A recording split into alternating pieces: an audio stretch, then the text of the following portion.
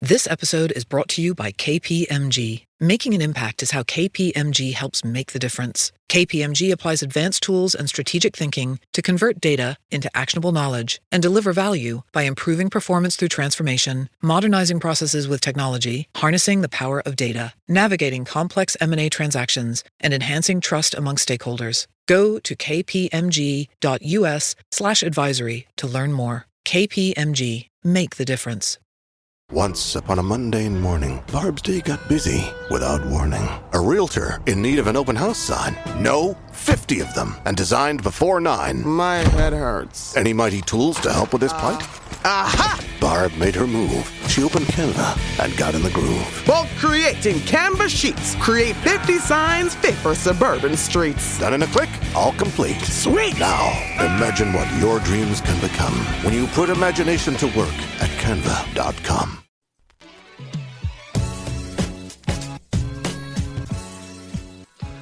Hey, this is William Tincup, Ryan Leary. Welcome to the BARF. It's breaking news, acquisitions, research, and funding. Hey, Ryan, how are you doing? I am all good, man. It's bright and early on a Sunday morning. You've got me awake again. Yeah, it's, third week in a row. I think this is my favorite show. I mean, I like all the other shows, but this is, I think, because you and I just go back and forth. Yeah. And just kind of hash out different things, stories that you find interesting, because our personalities being so different. It's interesting to find out what's interesting to you versus what's interesting to me. So why don't we jump right into it? What do you want to start with something? Yeah, let me pull up my list here. I don't have a great memory like you. You go off memory. So I'm just gonna. So all right. So I want to kick off with, and I want to join the cliche. I want to say whatever, however you want to say it.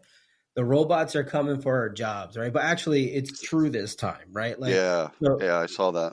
Yeah. So there's a company called Nuo Robots. So it's a Silicon Valley based company shop. They've been working on what they call digital employees. Okay. So it's not a robot where they're going to be running around your office like the MIT dogs or something that. Yeah, it's not going to be that, although that would be pretty badass. So these are digital, right? These are digital employees. If you haven't seen this yet, think going into McDonald's. And they have the big digital ordering kiosk now, right? You can't get a human. May I help you? Yeah, man. Yeah. So it's not that basic, right? Obviously, but these are that's exactly what it looks like, right? So there's 3 different options. I think now there is a little robot. It sits on your desk, which kind of looks goofy. But they have a digital, which is like a digital screen with a human head on it, right? Which is pretty cool. And then there's some other options there. But essentially, these are being used currently to remove all the administrative tasks that you might have in your place of business. So retail, one of the use cases that I found really interesting was, and you can convey this or parlay this into recruiting and TA however you want, but there's a spa that's currently using this, and this is out. I'm assuming it's out by them somewhere. But there's a spa that's using this as a front desk employee. And so when a guest walks in, they are greeted by a screen of a person. I think they're using the screen version. And they check them in, they get them registered, they start them off in the process.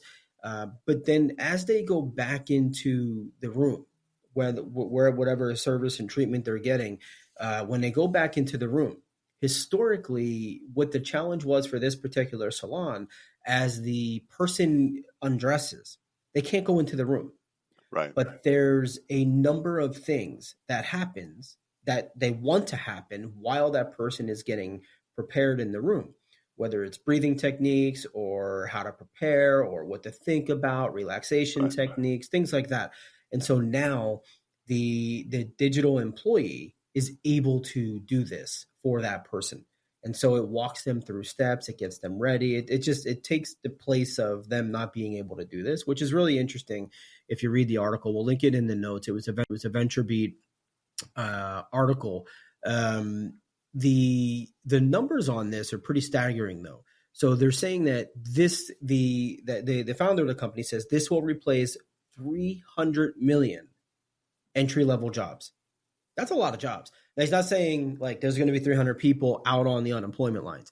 This is just going to replace the entry level jobs, and obviously the argument against that is everyone's going to learn the skills to run the software. It'll run business more efficiently, et cetera, et cetera.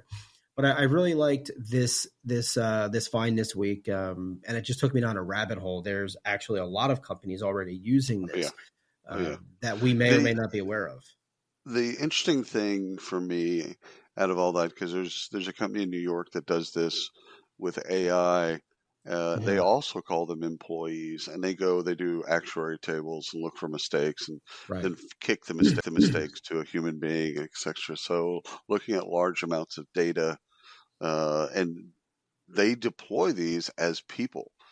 Like, this is Sandra, and Sandra is going to go through your actuary table and look for mistakes.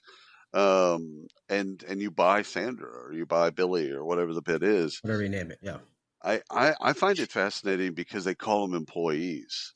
And so like I'm thinking about the future of that is like, okay, what part of employee are they? Like, do they start getting rights? Do they start taking breaks? Or are we just using them? Are we using the word employee really loosely? I think currently it's loosely, yes. Yeah. But it's an interesting take because at some point, do they take breaks? I know it's goofy. It sounds goofy. I don't know. But who knows, right? I like that. I like that article. All right. So let me throw you one from the NLRB, National Labor Relations Board. Home Depot violated labor laws when firing an employee with a Black Lives Matter on their apron. Now, once you dig into the story, it was just the letters BLM, and I don't know how big or whatever, but it was an employee that had written on their Home Depot apron BLM, and first of all, I side with the NLRB on this one in the sense of, well, you give them an apron, and I think about the Office Space and Flair, so that's where it kind of gets my mind. Like, again, if you want to support BLM, cool. If you don't, okay, don't write it on your apron. Right. Like, that's also cool. So the use or non-use of Flair, again, I kind of think back to Office Space and, why do we care? Also kind of freedom of speech. Like, at Home Depot, what I care about is can I find concrete, or can I find a hammer, or can I find a drill? Can I get my nails and screws? I don't think I've ever looked at someone's apron in any detail, much less caring about a BLM. Now again, firing is in terminations, in some states, the governing body, the rules around laying off people. Again, if this person is, if this employee that got fired, if they just weren't doing their job, or if it was kind of a riff and you had to let go X number of employees, or they're just a horrible employee, we've all dealt with that. That's one thing. But to fire them because simply they put BLM on their apron, I think both was unwise, but also, I think there's recourse for the employee. No, I didn't read the article. But was this a violation of workplace code for the uniform? That's what they hid behind. Yeah. I think it's just they didn't want politics at work. I mean, again, you can fire people in the state of Texas. We call it a right to fire state, not a right to hire. You don't even have to give a reason. You just fire them. You don't have rights in that way. Now, I'm not saying this is a good thing or a bad thing. I'm just saying it is what it is here in Texas. But I think it was really about politics. They didn't want to, in their way, they didn't want to off-put customers, and so a simple BLM sticker or just written with a Sharpie on your apron, if that's going to turn off customers, maybe you have the wrong customers. Like, Right. maybe they're emphasizing the wrong things in their life. Like, Yeah. I don't, unless it's curse words or something like that. Like, I can see where something really, really offensive. There's vulgar. Yeah, sure. There's a line. Yeah. BLM, not Yeah. vulgar. Well, Not you had, vulgar at and all. I feel like this is a Texas thing, right? Like you guys always have something going on down there. You have recently, you guys have been in the news for education for Yeah. I forget the boy's name, the kid's name, with his hair Yep. being suspended for a couple of months, and I was listening to this, and it was just blowing my mind that there's actual Oh yeah. hair laws on hair and the length of hair, not the type, Oh yeah. right? Oh yeah. They put laws into place to Well, say it's texture's not a okay. law. It's within a school district. They can put, and again, these are public schools. Private schools, Yeah. they have different rules as well. But public schools, I remember being sent home where when I was wearing the wrong, like, different T-shirts. Now, Mhm. some of that in 8th grade, I was purposely wearing the wrong T-shirts, just to see how far I could I kind of don't push see it. that ever happening in with you. So I knew the rules. I'm like, yeah, let's see if this Ozzy Osbourne T-shirt, if no one notices. Yeah, but hair This, just seems. I mean, come on, it's hair. if that's Like, is that really what's getting in the way of education? Like, really, yeah, the length of someone's yeah, hair is getting in the yeah, way? No, it's again, teaching to the test. It's yeah, not paying teachers enough money, not having enough assistants in the room, like yeah. not dealing with special needs or learning differences. Like, there's other legitimate reasons that our education system To be worried sucks. about. Yeah, yeah. The So length of a person's hair doesn't yeah, hit the list. yeah. So all right. So I've got some big box retail stories, not Home Depot, Ooh, but Estee Lauder, yep. EasyJet, which is not a big box store, but big company. Anyway, there's 500 companies. Okay, 500 employers in this in this situation, in this suit. So not paying people minimum wage. What? We're not talking about saying you're not getting a minimum wage, so you're going to get $25 an hour. No, they're not paying them minimum wage, and so Do they get so Estee, commissions? Do they get, no, like, tips? no, Is it one of those they're just deals? not. No, they're not just not getting paid the right amount of money. So, Greg. So the three that were spotlighted was Greg's, Estee Lauder, and EasyJet. Right. So 3 among 500 employers globally, which failed to pay their lowest paid employees the national minimum wage. Anyway, turns out it comes out to more than $20 million in unpaid wages. That's insane. Yeah. Yeah, I kind of feel like there's these thing called payroll companies that handle this, right? They Yeah. manage pay, they understand the laws, they understand there's no excuse for a company, especially No, at they the keep you size compliant. of Yeah. yeah. I mean, to not be compliant in a world where these softwares, just throw a dart. There's 90 of them out there, right? That This wasn't understand all the local laws. was this accidental, or was this It because depends on who you ask, right? I mean, yeah, they were found guilty, right? They're paying that back. They're paying back fines and fees and all of that right, stuff. right. Of course, the spokespeople now, what they say is it was an oversight. It was a mistake in the system. Something My was bad. input. But across We got 500 caught. companies, yeah, I mean, across 500 companies, that's a hell of a lot of mistakes.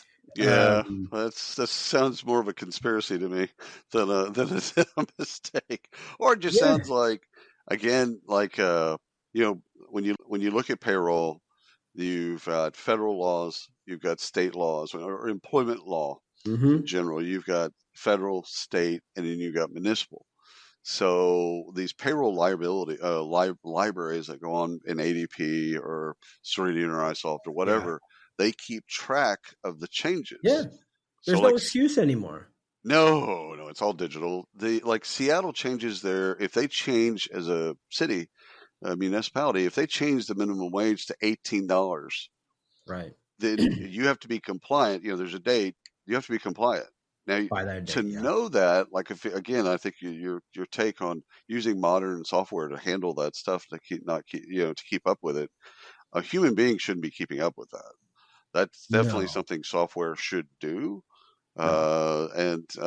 Yeah, I I mean, want it'll to get be into that story a little bit more because, first of all, I, I can see companies holding back capital, like not paying people a lot yeah. because labor is your largest expense. So the cynic in me can Yeah. see, okay, well, this isn't a conspiracy. This is just, business owners saying we're going to keep as much money as Yeah. possible. And if they bitch about it, well, we'll get I, other people that won't bitch I about could it. see that. I could see that with 10, 20, 30 person company. We're Yes. talking companies that have 100,000 employees. I mean, this is just No, stupidity, that right? But that's that's go here's ahead. another issue that comes out of this. And if you kind of if you think about it and you go down and you dig deeper, the companies that are it's creating a talent gap, right? So there's smaller companies out there that are competing with these larger Hmm. companies, and they're losing top tier talent to these larger companies Right. that are not following the rules, Yeah. right? And so, interestingly enough, and if you kind of go past the initial article, we'll link it here for you guys. But if you go past that initial article, it does dig into that, and it shows that there is it's part of the lawsuit, and it's part of the settlement, is that it's not just you're not paying people, you're also creating unfair trade, or however they Oh, interesting. termed it, where Estee Lauder has the money to go hire the top tier talent, while the Right. other guys can as well, potentially, So they maybe can not, lure right? them. You Yeah. get So they more of can. them, but well, Yeah. beyond that, they're just not playing by the rules, and so you just because you're big, you don't not get to play by the rules. So they're hammering them, and they're getting them on these with fines and additional fines as well Good. for that. So it's really interesting. As they should. Yeah. As they should. So in the last story that we kind of talked about from me was the Home Depot story. That was actually from AP News. So if you want to dig into the article and dig into the following articles around it, just go to apnews.com and then search for Home Depot and you find it immediately. Next thing I want to kind of throw at you, Ryan, is the U.S. Justice Department hires its first chief AI officer. For those of you at home doing the scorecards, that's a CAIO as new technology challenges law enforcement. So immediately as I'm reading this is on Reuters. So again, if you want to go dig into it, you just go to Reuters.com and then you can kind of search for the article. It's super easy. But it got me to start thinking of, okay, should other organizations, should public or private companies start thinking about hiring another C-suite player? So when initially you think, okay, yeah, sounds good. Somebody's got to be, like the CIO, Mhm. CTO, somebody's got to be thinking about AI all the time now, right? But what it really got me to think about is, okay, where are we going to source this talent? Is this going to come out of academia? Okay. It begs Right. the question, is AI siloed? So let's say we hire Tammy as our CAIO. Okay. We hire Tammy as that person. Okay. Is AI just play over here in the silo like marketing or finance or ops or any of the silos that we have, HR? Or is silo pervasive throughout everything that we do? Meaning there's an AI component in accounting, there's an AI component, multiple components in accounting, legal, marketing, etc. So what's Tammy? If we have Tammy and she's our CIO, okay, fantastic. How is she keeping track of AI that's distributed through or pervasive or distributed through the entire organization? So it's fascinating. First of all, if the U.S. Justice Department has hired a person for this position, it's legit. Like they do things. Usually, the government is a decade behind private enterprise, corporate interest. So the fact that they've got someone there, that's a tell. Okay, this is actually something we should be paying attention to. But again, okay, you've now got a person. You got Tammy in the C-suite managing all of AI. Yeah. Again, your view on AI. Is it everywhere? Is it in one place, etc.? How does Tammy do her job? Is fascinating to me. Uh, your thoughts on a CAIO? Well, I mean, yeah, yes. So short answer is yes. It's something that's going to be needed. And actually, I'll just jump right into the next story as I answer this or respond back to you here, because it's the Indeed article. I think it was Indeed. It was the Indeed article where it was about the Gen AI skills, bringing a 50% salary bump to people. 170-something thousand. Yeah. 174,000. Yeah. So check this. I mean, that's pretty big, right? So tech workers and I say tech workers because that's how they labeled it, but I don't necessarily think it's tech workers. You may get classified that way, but this isn't anybody worker, right? This is anybody who is competent in technology, that in AI and technology around AI. They say you can expect roughly $174,000. That was the average. That's the average. As I read that report, by the way, that's Indeed.com career advice. Yeah. It's the highest. They do this every year. It's the highest paid skills. Yeah. And they've been tracking it for a long time. For me, it wasn't shocking. It wasn't shocking that was the highest skill. So when I looked at it, the data, that was shocking. Okay, so yeah, something AI. But what it got me to think about is generative AI. And how long is it going to be before generative AI teaches us generative AI? You're tuned into Auto Intelligence, live from Auto Trader, where data, tools, and your preferences sync to make your car shopping smooth. They're searching inventory. Oh, yeah. They find what you need. They're gonna find it. You can make a budget for your wallet to help you succeed. Pricing's precise and true. So true. It's smarter car shopping. Ooh. Just for you. Oh, it's just for you. Find your next ride at autotrader.com. Powered by Auto Intelligence. This episode is brought to you by Progressive Insurance. Do you ever find yourself playing the budgeting game? Well, with the Name Your Price tool from Progressive, you can find options that fit your budget and potentially lower your bills. Try it at progressive.com. Progressive Casualty Insurance Company and Affiliates. Price and coverage match limited by state law. Not available in all states. You know what I'm saying? Probably, I mean, I'm sure it's work. I'm sure it's happening now. I mean, look, moral of the story is there's in-demand skills, and then there's burger flippers. Get on the in-demand skills, right? I'm sorry to the burger flippers out there because I love me some burgers, but AI is the new trade, right? It's the new trade school, and it's like, and everyone needs a plumber, right? And everybody always says, get into the trades. You always have a job. You'll make. This is the new trade. I mean, we all know this, right? This isn't a me thing. This isn't a like it's common sense at this point, right? AI is a new trade, but for those of you who are curious, where do I go? What do I need to go? What do I need to learn? So I'm going to read this so I don't get it wrong, but they listed out the top 7 skills that they're labeling as trades within AI to know. If you're interested: machine learning, natural language processing, NLP, data science, deep learning, computing, robotics, and problem solving. Those are the 7 key skills that employers will be hiring for or are hiring for today in this area. So how do we, and there's a huge gap, obviously, right? It's new. How do we solve this? Teach the kids, right? Got to teach the kids this, get them into the programs. As you're picking courses, parents, next year, which we just did this week, which we were not included in because the kids decided to choose their own courses, which they picked complete opposite on what I would have picked, by the way, if you care.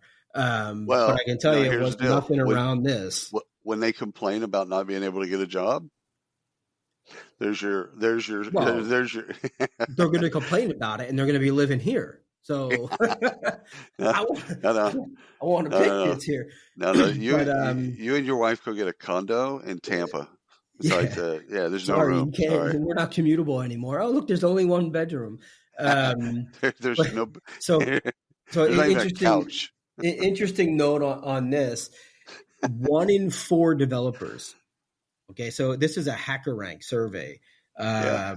1 in 4 developers say that their employers do not provide enough upskilling or learning opportunities to help them with AI skills. Yeah. I believe that wholeheartedly. Interesting. Yeah. Yeah. But they're They'll provide hiring them. from outside the organization to bring these people in. Well, the cynical side of me says they're not going to upskill them because they don't want to train them so that they can leave.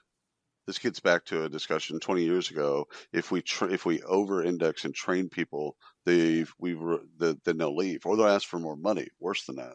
Yeah. But here's the deal: there's too many ways to get upskilled. If you don't do it at work, you can do it at home. You can get on Khan Academy or Do whatever you YouTube, want. and you can learn. If you want to learn AI, you want to learn generative AI, you can learn it. Yeah, if the desire is there. It's interesting you bring that up. So the Nuo robots, I was going to say Nuo robots, right? Look back to them real quick. So they're the founder. I should probably just get his name, address him by name, but their founder, which is interesting because you just said this as well. Humans are expensive. This is their push, right?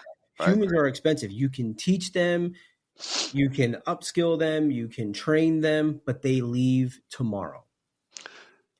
And the company is left with the bag of no employee, but I just spent 6 months training. Robot's not going to leave you.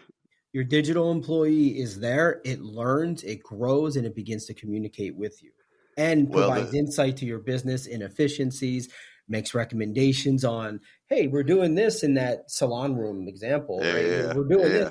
But if we did this, we can add some human touch and we can also do this. That article was terrifying. When I got to the part about cost, so let's take the receptionist again, the spa receptionist, average salary is $50,000. Yeah. Average salary for the robot is $20,000. Yeah, 20 to 25. And that's buying the robot and the software. Yes, and the software's updated and all of that other stuff. So, again, now you're dealing with cost. Like again, years ago, we'd look at this and we'd say, "Oh man, that's a great idea, but it's going to cost $500,000 or whatever." So it's like cost prohibitive. We're not in that world anymore. It's not cost prohibitive, and oh, by the way, you don't have to worry about it leaving. No.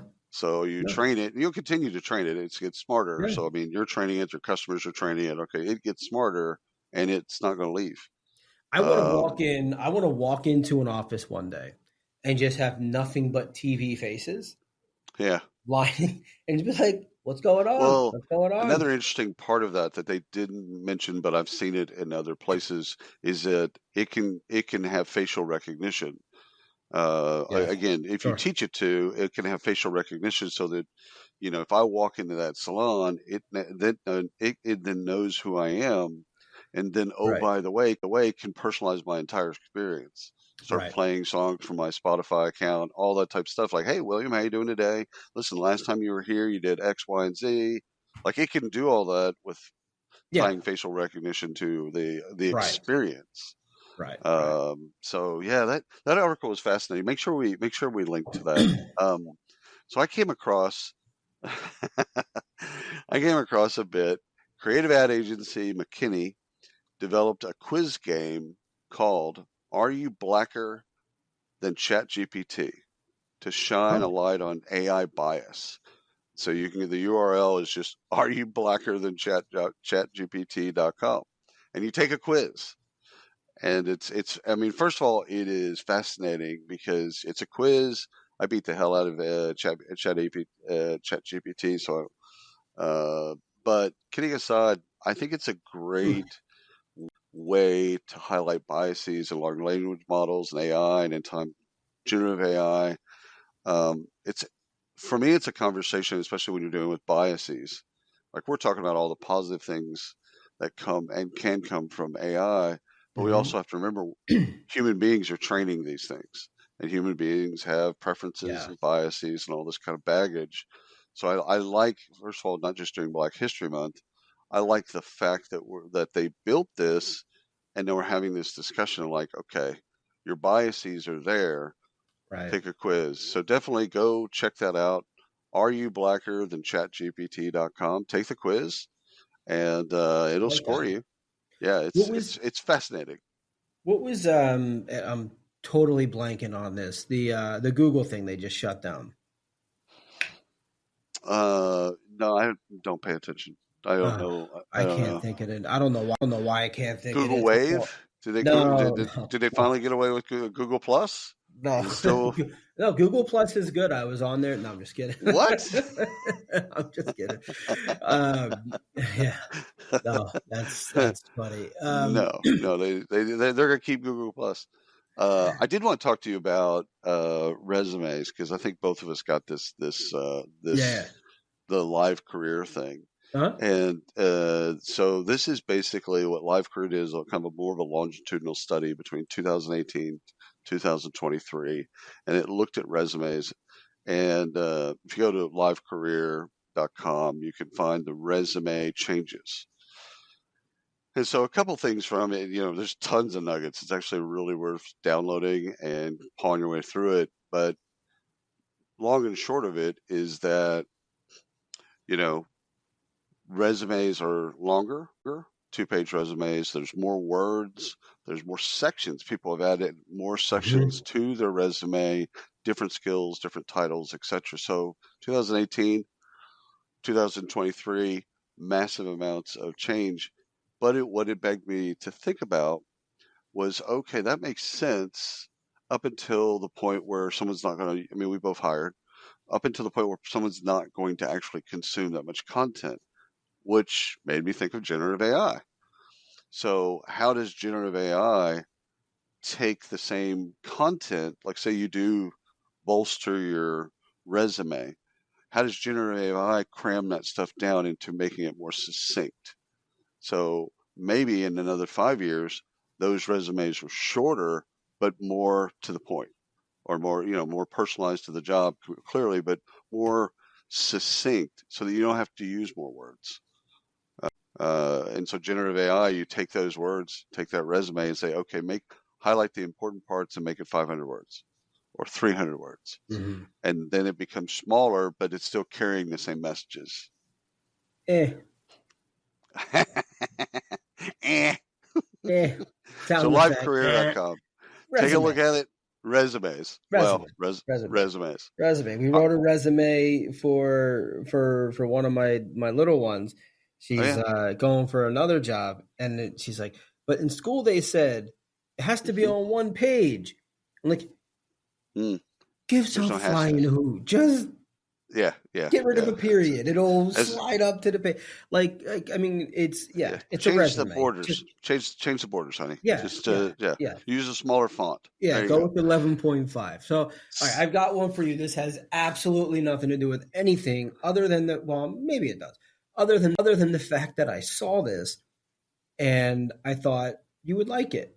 Oh, I got one of those. Yeah. So I'm gonna put it out there. So Walmart acquired Vizio. Yep. Vizio, the TV maker. And so people might say, why did Walmart acquire Vizio? Well, it took me integration. And it took me a while to figure out. I'm reading this and I'm thinking, that's pretty interesting. And they're not going to be selling anybody else's TVs. That's why.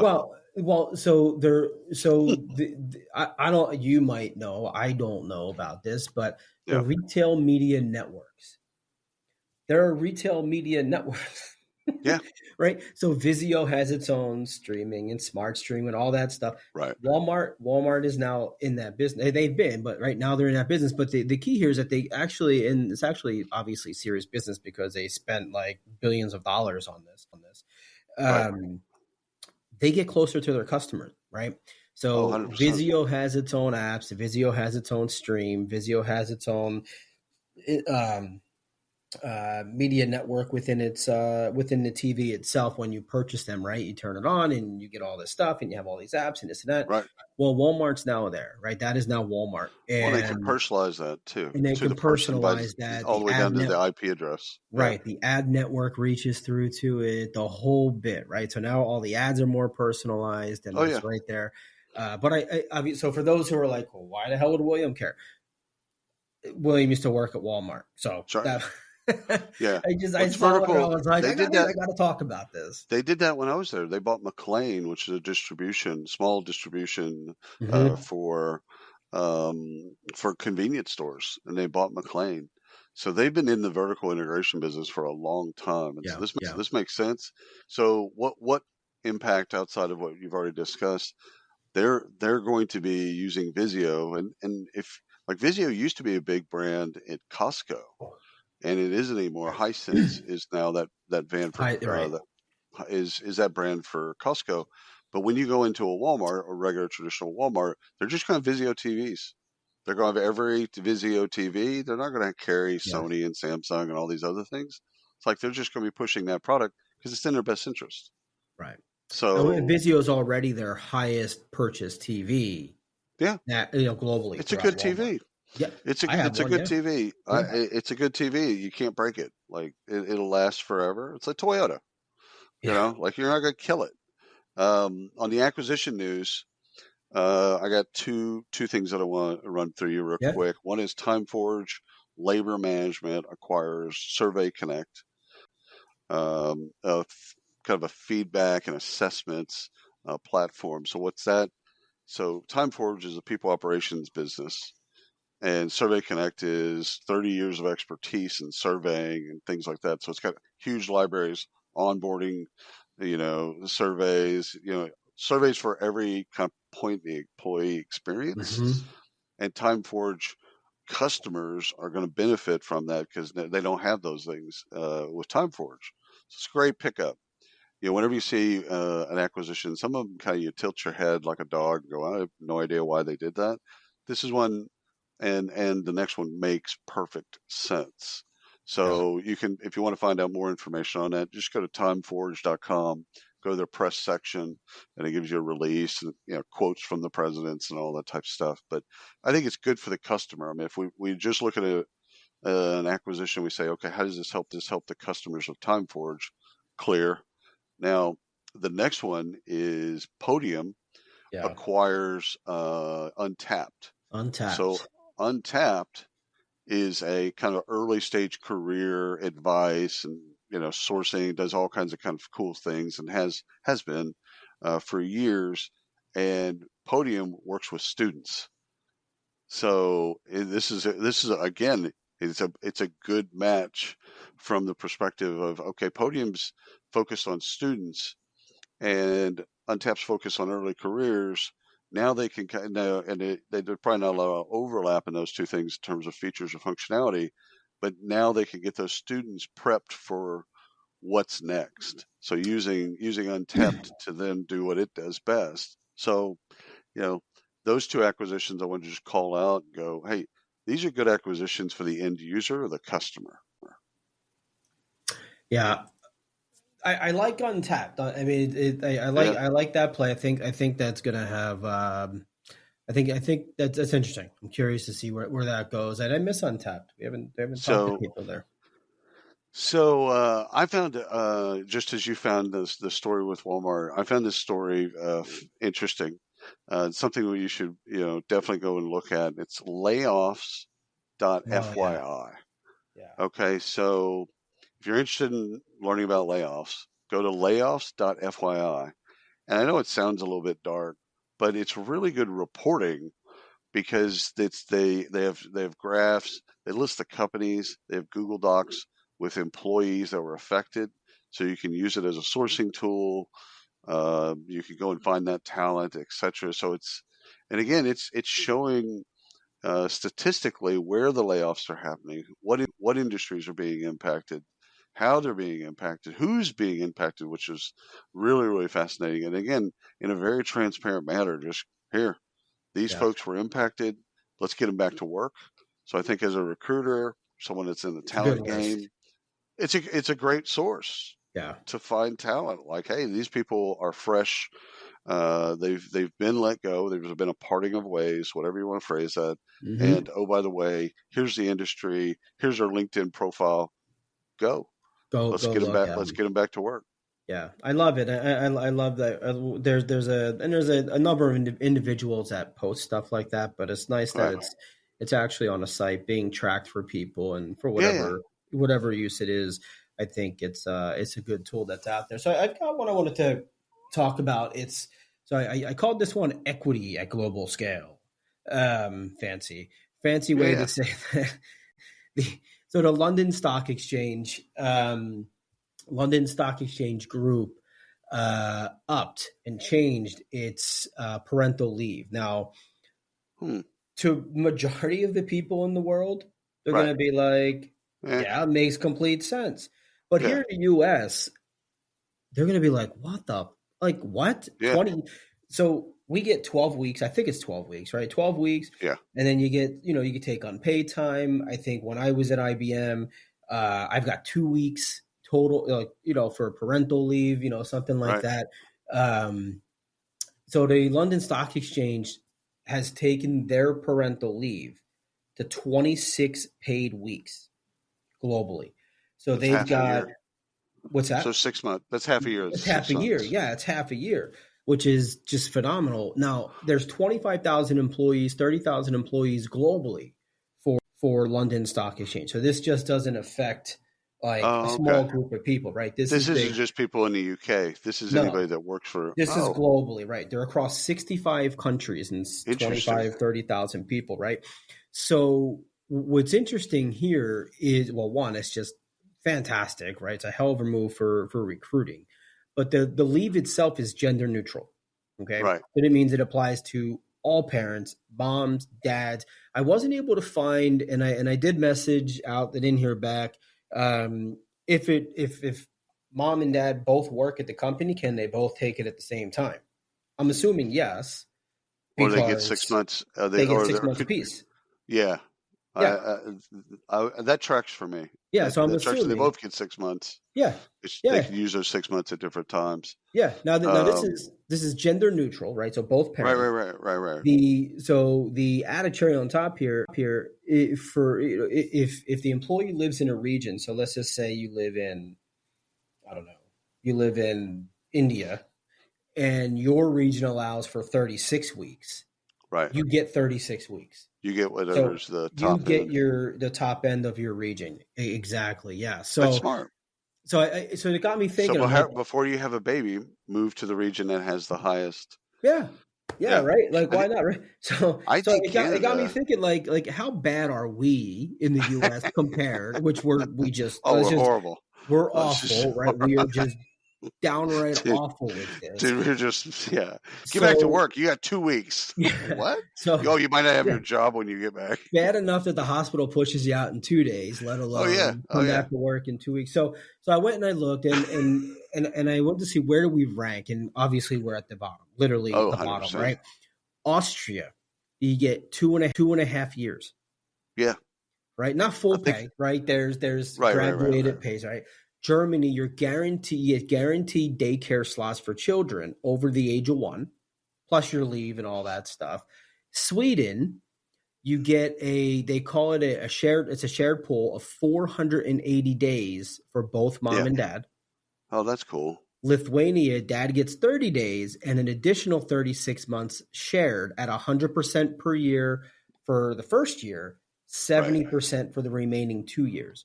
Where was Canada? Do you remember where Canada was? Because I know theirs is much better than ours. I don't. Wherever it's at is much higher than the U.S. 100%. No, but it's just it's insane, right? I think it's time that we, here in the U.S. make a change. And everyone fought the Family Leave Act. That's the thing. That's just when it came up, people were like, no, this is going to hurt business. It's like, you look around the world, like, it doesn't hurt business. It inspires loyalty. It inspires loyalty, and in a lot of the countries that I mentioned, and among others, do this as well. Well, one, because it's just the right thing to do. But two, they do it because they want to incentivize childbirth, because childbirth 100%. is down significantly globally across the country, which the reasoning out of all the reasons, the reason was economic, number one.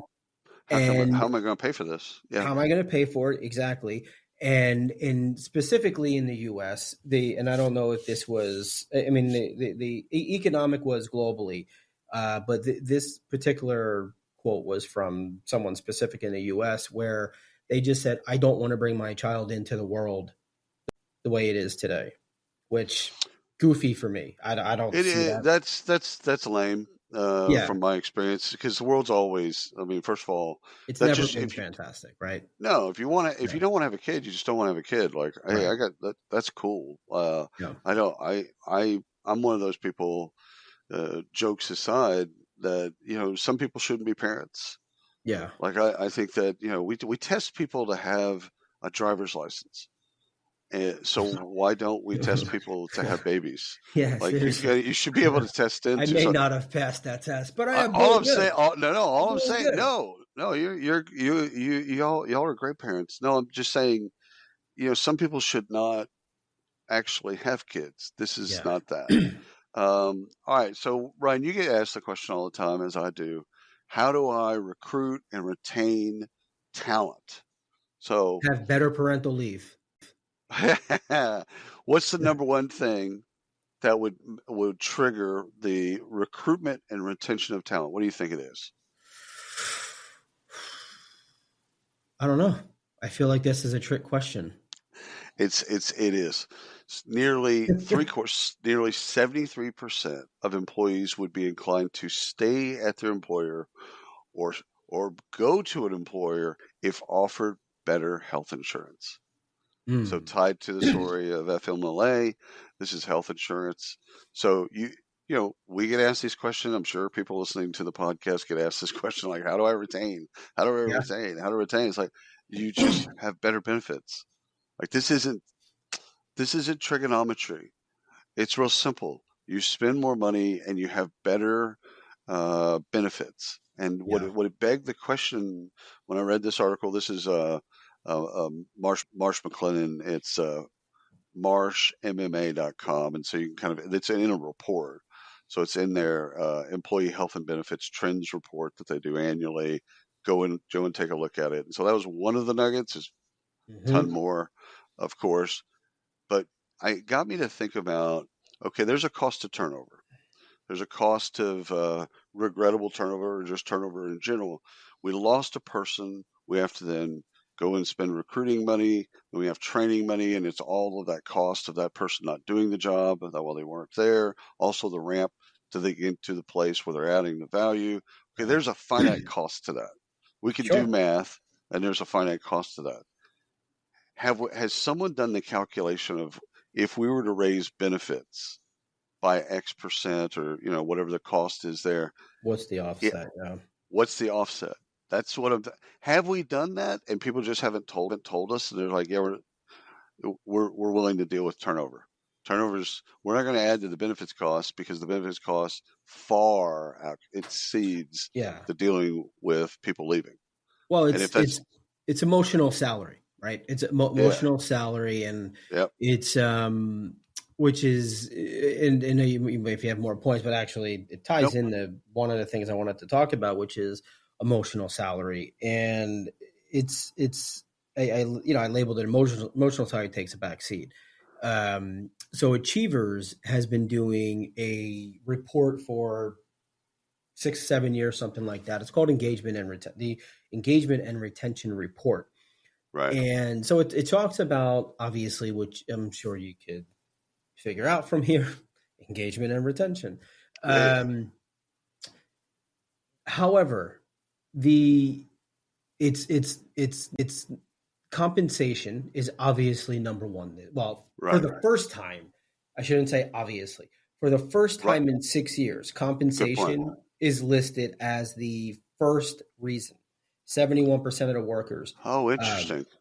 Said compensation is real money, not emotional, real money compensation is the issue, because they can't budget, they can't That's afford inflation. to live.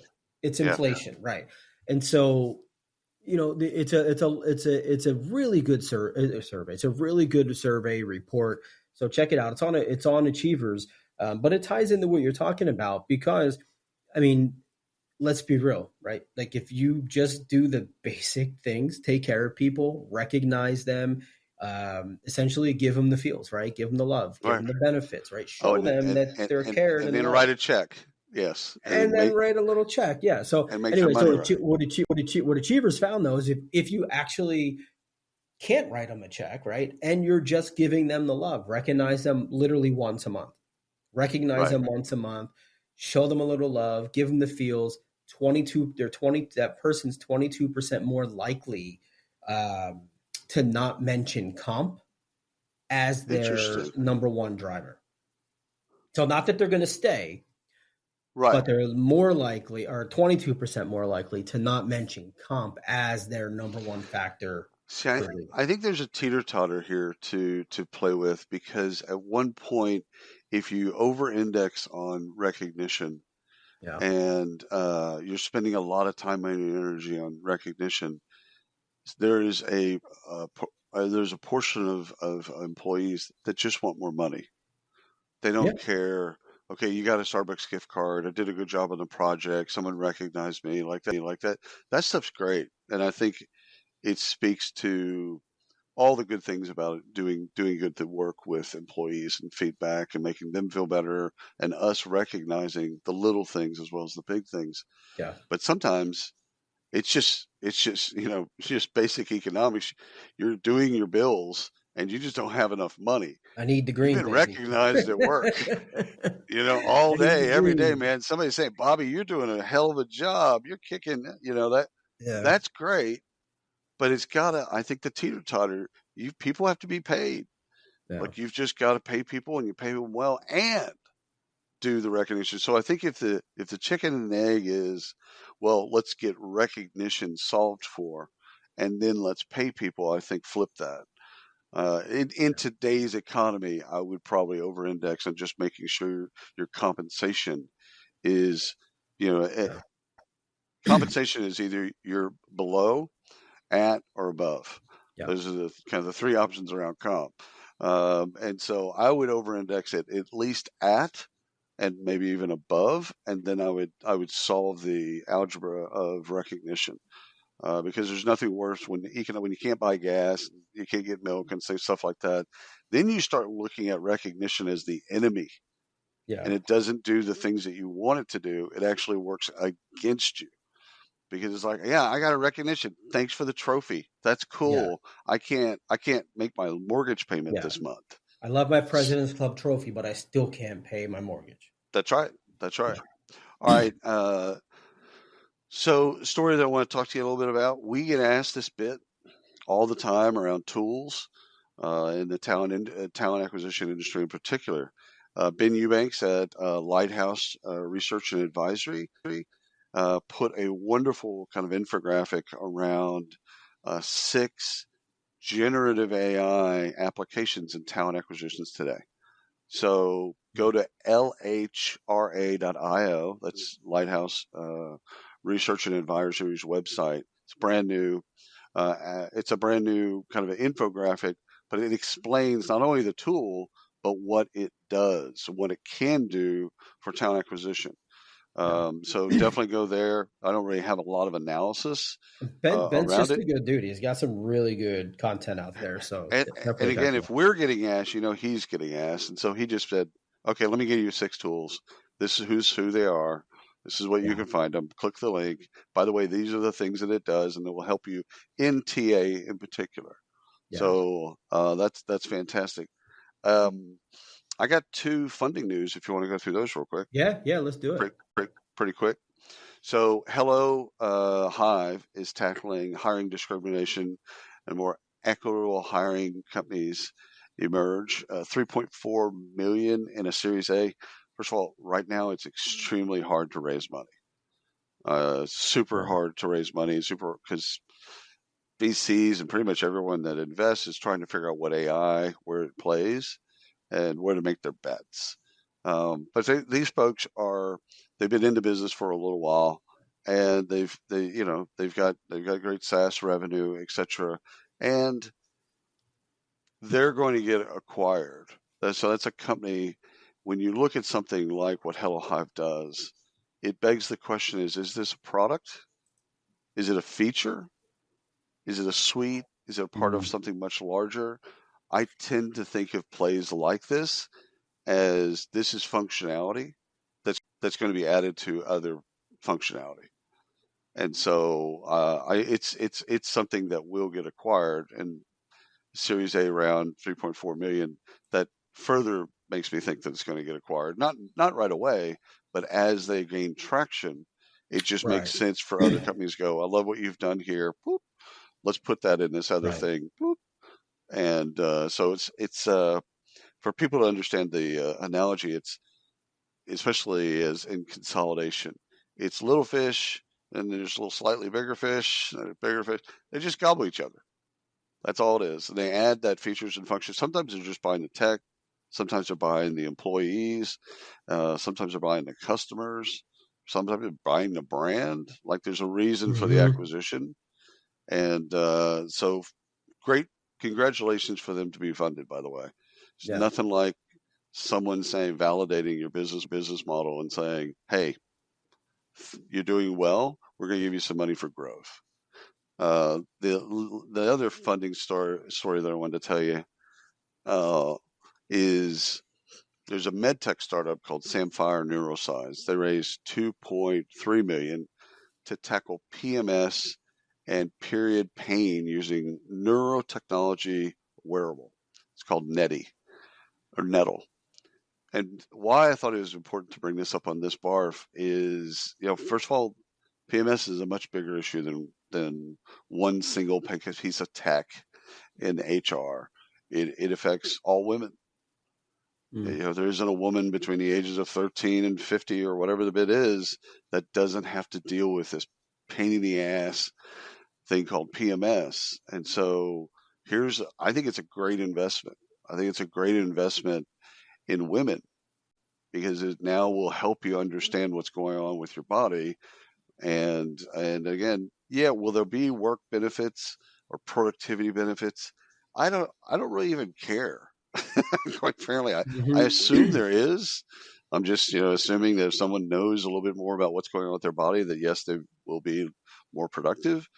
But honestly, I don't even care if they're more productive. I just care that someone has invested and put money into something to make people's lives better, women's lives better. So that's you can go. Obviously, the press release is on their website, Samphire. So SAMPHIRE Neuro NEURO.com. Right. Cool company. Like it's out of our space, so it's really kind of off our radar. But once I saw PMS and pain management and through a wearable, I thought, that's cool. That's just dope. That is nice. Yeah, that is nice. I've got one more. All right, bring it. I don't know where we are in time, but I got one more. We're good, Bar. Don't look at time. Who cares? This one is from I saw this on Workforce News AI from Mark Pfeffer. So AI helps employers uncover hidden themes in worker messages. Is this a thought crime? Right. So here's what's a thought crime? Did you just say thought crime? It's a thought crime. On this episode of Dateline. Yeah. Hey, you know what? True crime podcasts go a long way, right? We can just do thought crime podcast. Actually, that's not a bad idea. Thought crimes at work. I like it. Thought crimes at work. Bag it. So here's what's going on with this story, and I'll just generalize to kind of put it out there. So companies, and we're like big companies like Walmart, Delta, T-Mobile, Starbucks, like big significant companies are using AI to analyze text and images that are shared throughout the organization. Right. And so the idea here, there's a risk. There's a risk associated. Yeah, exactly. And that's the idea, is that there's risk associated with that, even though they're just internal conversations. And so the risks, for those of you that are wondering, harassment, discrimination, bullying, bias in decision making, all of the above, right? And so it's really interesting. And so what's happening here is that companies they're not using it to go punish people, although they probably could, right? They're using it to surface challenges or potential risks to mitigate those risks, to understand this is where our employee population is. This is what they're thinking. This is how they're Well, they thinking. should definitely punish people. I mean, if they're doing something. Well, yeah, if they're bullying and harassing and absolutely. Yeah. But it's interesting because then it got me thinking, well, that's like an invasion of privacy. No, it's really not. I mean, like you call into a call center as customer service, your call may be monitored for training and whatever. Like you're being recorded everywhere. It's not Big Brother watching. If you don't like that, don't work there. Don't work there, right? Yeah. And so I think this is one to watch because I think this is an actual use case across talent and across how we run organizations. All of our productivity tools, everything. Email, Slack, whatever we're using. I think that the easy stuff is when someone's doing something illegal. That's something that's super easy. Yeah. But also, there's a commonsensical part of this that you're using work technology. And so if you're looking at pornography, if you're using the N-word on Slack, there's some basic things in here. You're an idiot. You deserve to be an idiot. It's natural selection. Like an idiot. Yeah. It turns out dinosaurs should have eaten you because, you're just a moron. Yeah. But I think I like the insight part. So if we kind of get away from like the basic, people do bad things on our devices. Yeah. I like the insight in saying, hey, listen, between 3 and 5, there's more Slack messages that are happening, and here's kind of the topics of those. Largely, here's what the topics are: is they're connecting, they're talking about their weekend, they're talking about their pets, whatever the bit is. It's like, you know what? I'd love to know that. Because then, let's wrap a program around it. Let's do something and make it fun. Yeah, well, and it's interesting. I didn't get to talk about this today. Well, I guess I will now. So Salesforce, and I always mispronounce this name. Tableau. I know it's gonna. Tableau. Hey, you're fine. So they shouldn't have named it that way. They should have spelled it TABLO. Done. Tableau. They're doing their thing. They're not a fan of dashboards, right? And so this kind of ties into what we're talking about. So dashboards are a snapshot of what happened, right? Not to what's going to happen, right? Right. And so obviously in years past, dashboard, see your results, see your metrics, human, look at it, analyze, make a decision for the future, for the company, good or bad. Right. Mostly probably bad, right? Because we're humans. What they're doing now is they're working to get out of the dashboard business and surface up and bubble up trends and things that are happening to prevent the thing from happening before it actually happens. So to notify you, William, as a leader in the company, to say, hey, you've got an entire development department over here that's talking this way. Their sentiments in the shitter, right? Like they're bad, they're not doing good, or sales aren't doing so well, or the sales team doesn't have the activity that's needed based on the economic conditions and based on this and what we're seeing. You're going to run into this problem over the next 2 quarters. And so it helps to surface that. And this is different but similar to listening in the conversations, mitigating risk, and all of that. Dashboards have always had an inherent problem of what to do with the dashboard. So visibility and insight, even though it's looking in the rearview mirror, great. Like, what am I looking at?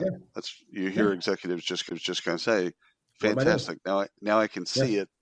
What do I do? PowerPoint makes it stupid. Excel makes it look pretty. The human never gets it done. Right. But if again, the hope here is that not only does it give you the insight, the visibility and insight, but it tells you what you should look for.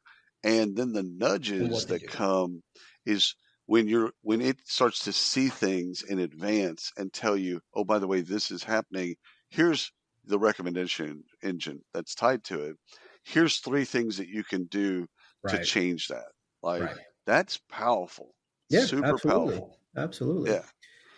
Well, Have we barfed out? I think so. We went over time by a bunch. So, but fantastic Sunday morning with you as always. Thank you all for watching and listening. Subscribe, like, share, do the call things. us, text us, do whatever you need to do.